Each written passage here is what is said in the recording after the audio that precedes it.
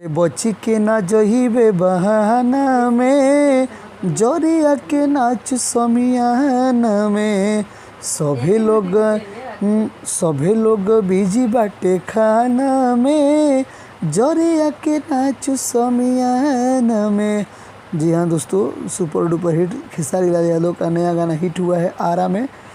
इसी गाने पर मैं आपका लिखा हुआ गाना सुना रहा हूँ। चलिए गाना को सुनते हैं, फुल गाना जो खेसारी का आया है कि पावर लोग देखी बकुआरा में, हमार डोली जाई जिला यारा में।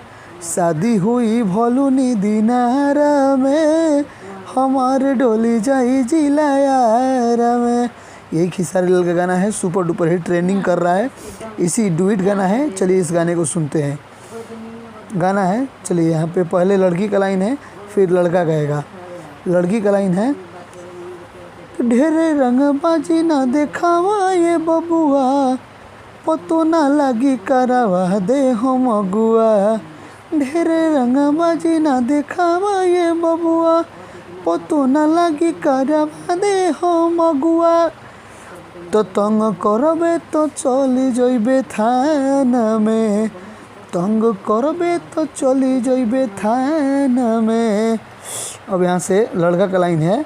लड़का कहेगा कि बची के ना जइबे बहाना में, जरिया के नाच समियाना में। कोरस है, सभे लोग बिजी बाटे खाना में, जरिया के नाच समियाना में। ये पूरा मुखड़ा हो गया। चलिए गाना का अंतरा सुन लेते हैं। गाना का अंतरा है, पहले लड़की का लाइन है, गर्ल मैंने लिख दिया है। लड़की का लाइन है,